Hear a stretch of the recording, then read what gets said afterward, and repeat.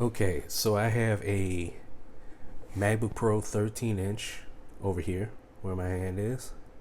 It has 16 gigabytes of RAM and 512 gigabytes of storage. So it's a nice machine.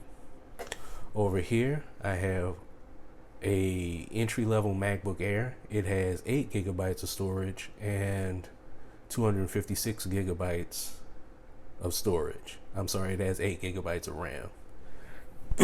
It also has 8 performance cores and 7 GPU cores, and this has 8 performance cores and 8 GPU cores. So I want to get a feel for the differences and so on and so forth as far as performance, because I really don't think that there's a big performance difference. And I'm testing these out because I'm trying to decide which one to keep, the MacBook Pro or the MacBook Air. I don't do a lot of video editing, but I do want to have basically something that scales as far as my needs go. Most of the time, I just need a very capable Chromebook. I'm doing most of my stuff on the web. And since I do most of my stuff on the web, I'm going to run a speedometer test and see how they compare. This is at browserbench.org. I didn't quite press these things at the same time, but close enough. Okay, so surprisingly enough, the MacBook Air came out slightly ahead, but that's within the margin of error, I'm sure. And the MacBook Pro scored 210. The MacBook Air scored 212. So pretty good. These MacBooks are very good when it comes to JavaScript performance. And I think we can move on to the next JavaScript test, which is Octane. So you may have noticed I've installed Chrome on both of these laptops because that's what I use, so that's what I want to benchmark. Okay, let's start.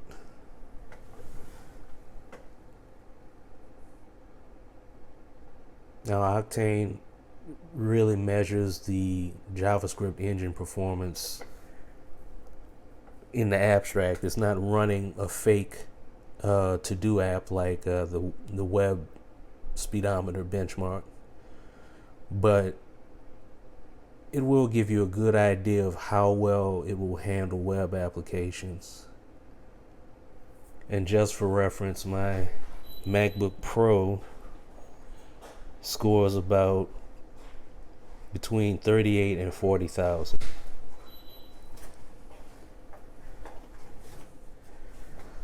Now, strangely enough, the MacBook Pro actually scored about 1,000, I'd say, if my arithmetic is holding up, 1,600 points higher. Let's see if that holds up. And I'm guessing that the MacBook Pro is going to come out on top again because of that one extra GPU core. There may be some mathematical stuff going on or something that works with the GPU core that's helping the MacBook Pro stay ahead. So it was ahead by about 1,600 points, and that's only interesting. It's not really a critical statistic because from a percentage perspective, that's not much of 55,000.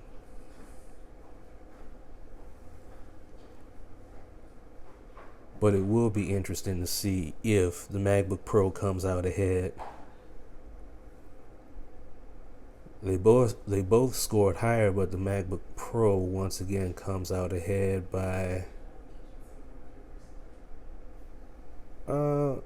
less than 1,000 this time. So I'm going to say that the MacBook Pro is faster on Octane, very marginally, by let's just call it 1,000 points. It really doesn't matter. Now comes the real interesting part. Let's see how it scores on Geekbench.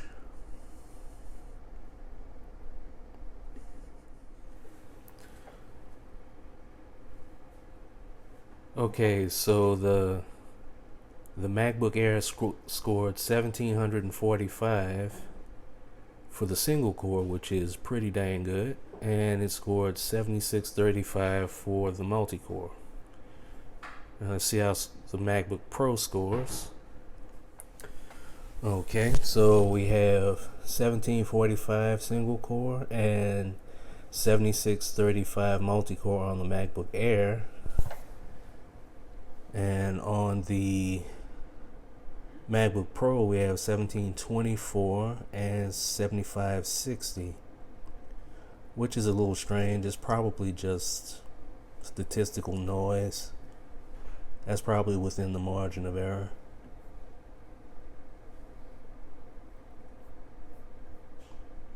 So let's upload that to my Geekbench account.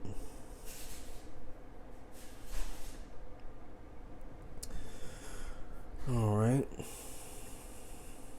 Well, now let's try compute. This is where we should see a real difference.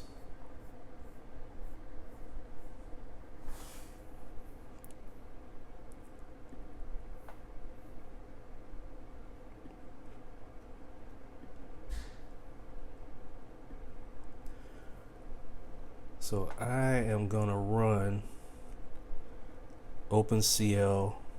Well, let's run Metal because that's Apple's thing. Oh yeah, I forgot.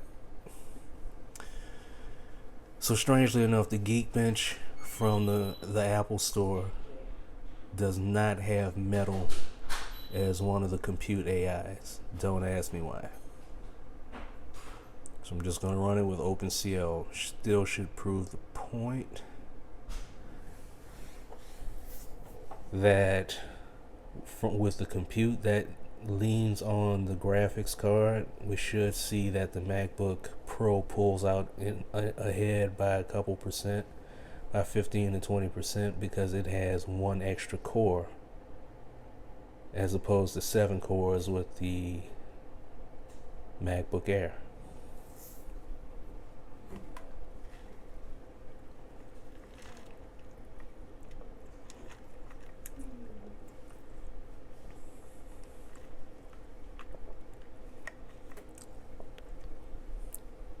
Yep.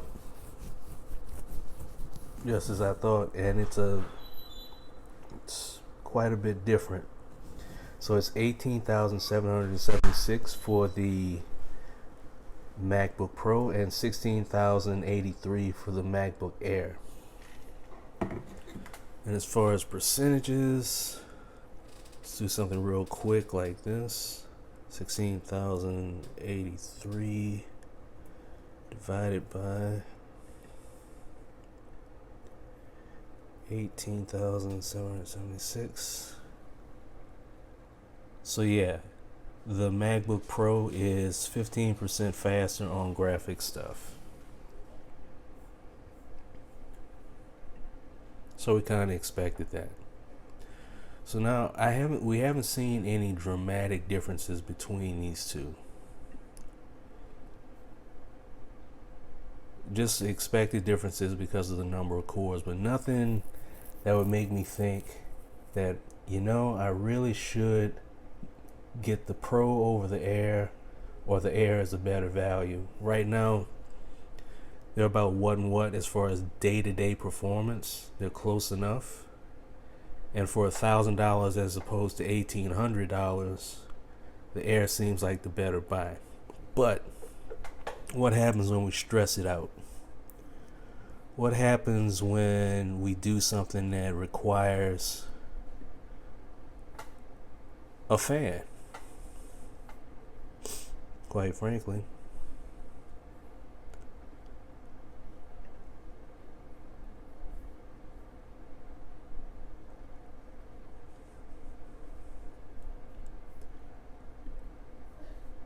So let's fire up Cinebench for multi-core on both of them. and see what happens then.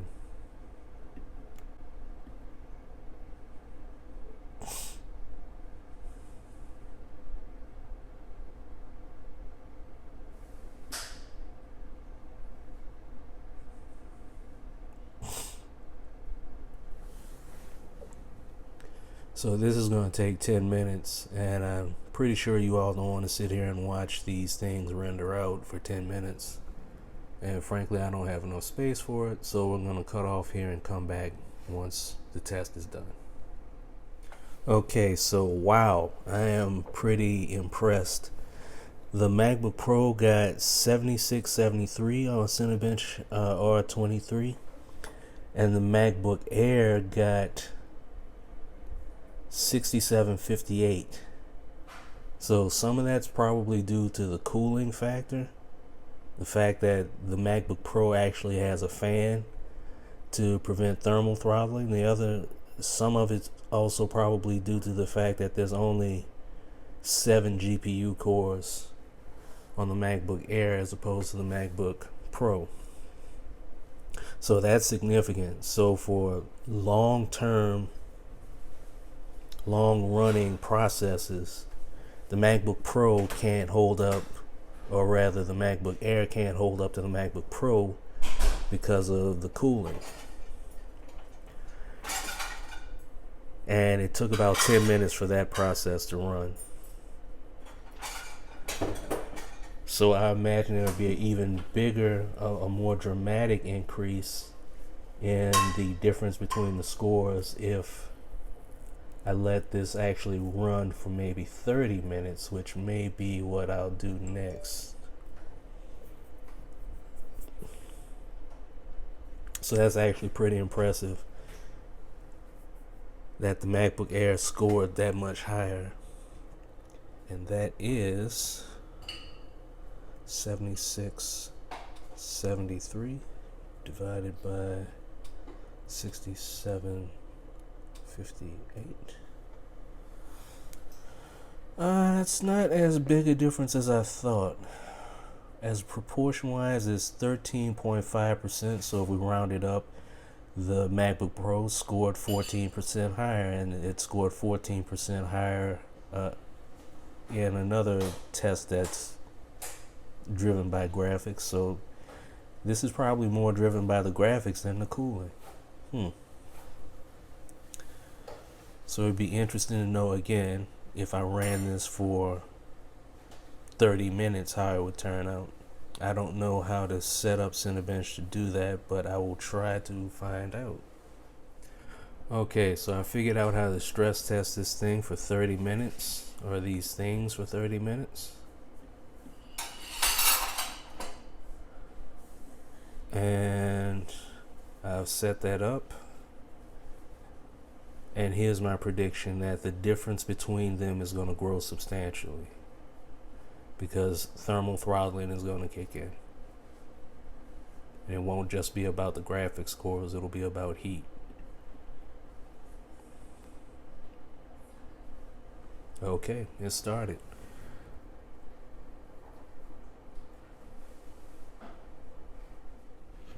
Okay, so really interesting results after a 30-minute stress test.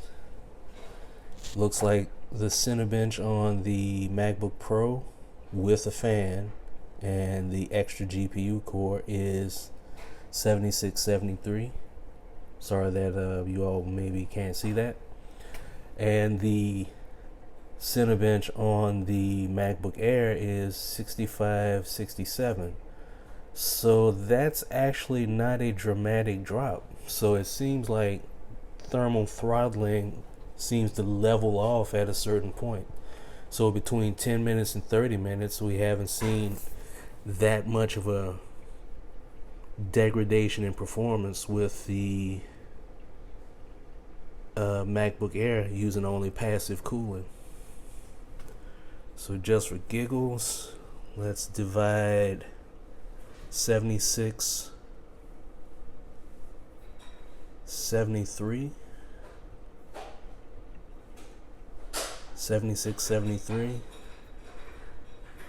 by 65, 67, and we get 16.8% faster. So just call it 17% faster. So it's 17% faster. So the MacBook Pro is 17% faster than the MacBook Air, which I think that margin grew. So thermal throttling does come into effect, but it's only a minor effect, and it's after 30 minutes. So that's actually pretty impressive. This actually makes me think that a MacBook Air with 8 cores probably wouldn't perform too much worse than the MacBook Pro, except after maybe 15 to 30 minutes of hard work. The MacBook Air is fairly warm underneath with passive cooling, and the MacBook Pro is cooler. Subjectively, it's cooler. I don't have a FLIR camera or anything like that to prove it, but it does seem cooler. Okay, let's look into something that will measure gaming performance, that is GFX Metal.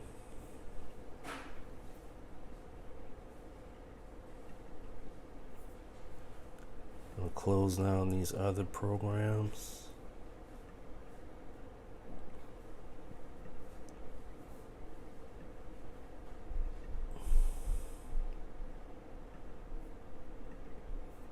Don't need a web browser open.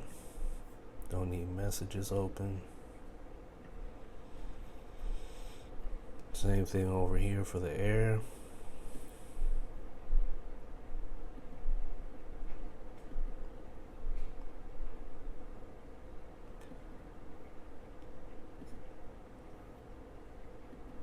So what I'm really beginning to believe, for this class of product, the fans really don't make that much difference, and you can probably get away with a MacBook Air with the extra core. So let's go ahead and start.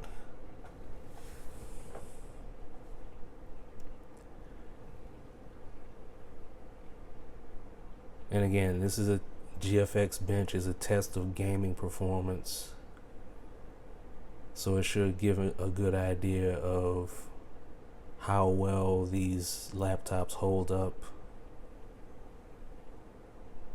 when running some fairly modern games.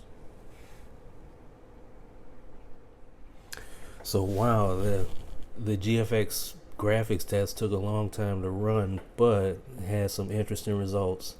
Just looking at the first test, Aztec Ruins high tier, the MacBook Air got 49.7, just call it 50 frames a second, and the MacBook Pro got 55.1 frames per second, so just call it 55. So there's just a 5 frame difference, so that's a 10% difference. So with the, let me just randomly pick one. There's Car Chase. The MacBook Air was 57.0 frames per second, and the MacBook Pro was 59.9, just call it 60 frames a second. So that's not even a 10% difference. That's like a 5% difference. And bear in mind that we've been running tests on these things, so they're both warmer than usual. So the MacBook Air has had to sort of go it alone without fans.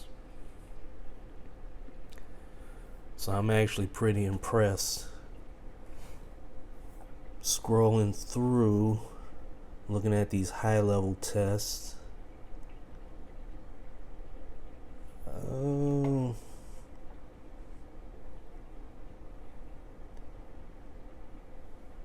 Looking at T-Rex, 60 frames a second on both.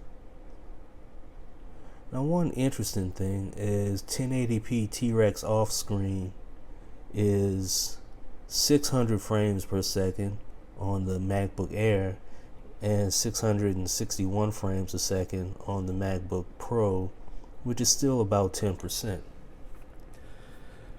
So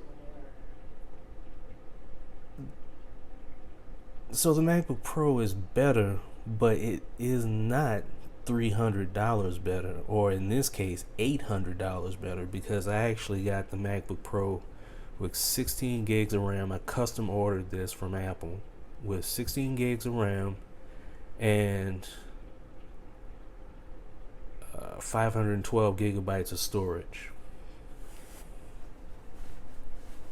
So this is actually pretty impressive.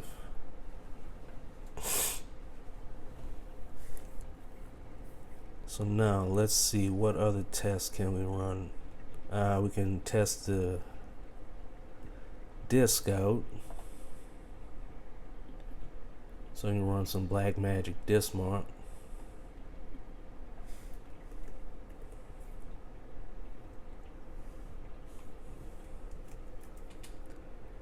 See if there's any real difference between these disks. And I don't think that there will be.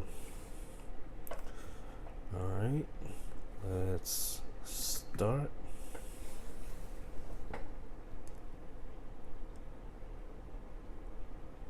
Oh, maybe I'm wrong.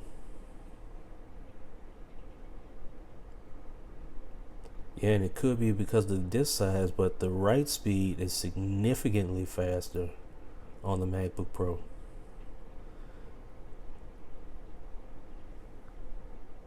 The read speeds are about the same, 2876.9, 2865.1. The read speeds are about the same, but the write speeds are significantly different. The MacBook Pro is getting like 2757. The MacBook Air is getting like 2111. So I will chalk that up to the size of the hard drive. The hard drive is bigger, or should I say the solid state drive is bigger on the MacBook Pro, so I'm going to assume that's why it's running significantly faster. But I would also make the assumption that if I spent another $200, that I could get the better write speeds on the MacBook Air.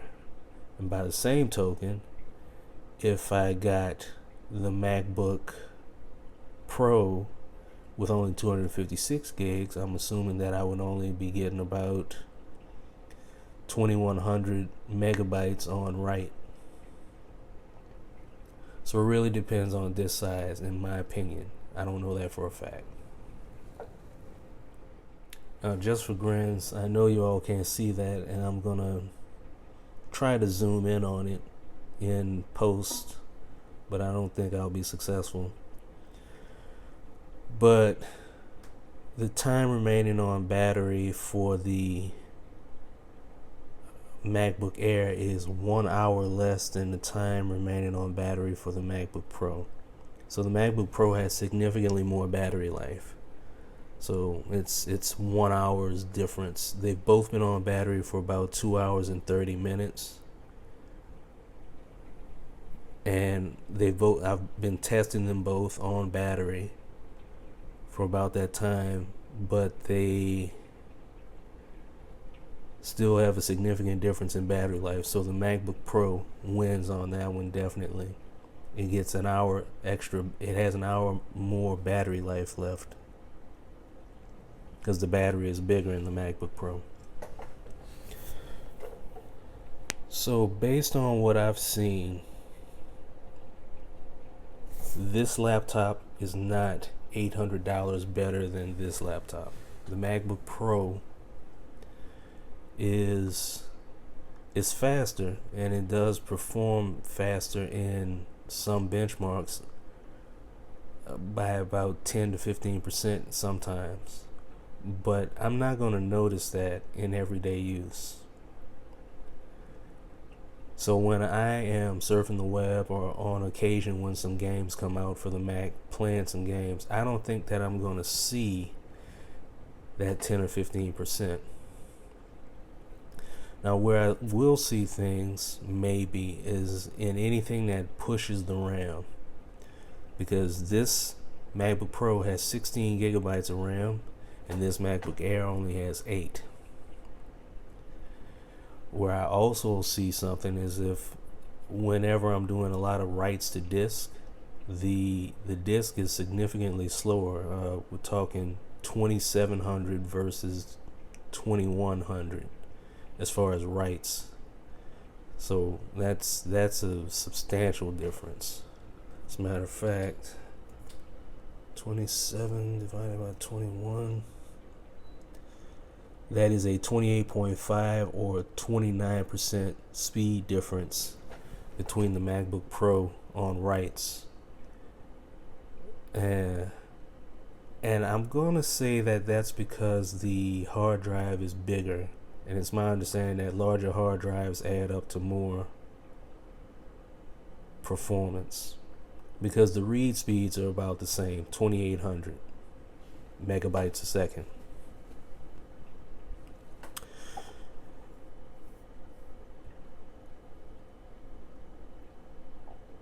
So yeah, last thing, it has better battery life. It has a brighter screen. I know this because the screen brightness is rated at 500 on the MacBook Pro and 400 on the MacBook Air.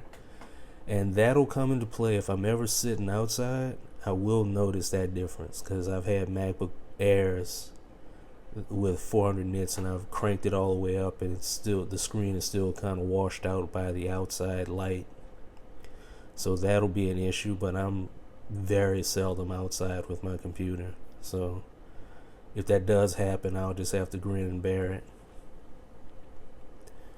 The touch bar is kind of cute, and I might be one of the few people that actually prefer the touch bar over the physical keys, because I don't use function keys that much anyway, and I prefer to have a cute gadgety looking touch bar.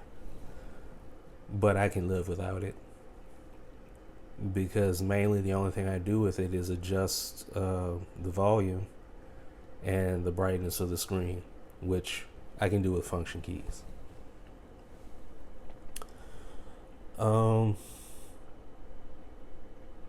Overall, that is what I would conclude, is that the MacBook Air, for most people, especially in this price range, in this power range, would be the right way to go.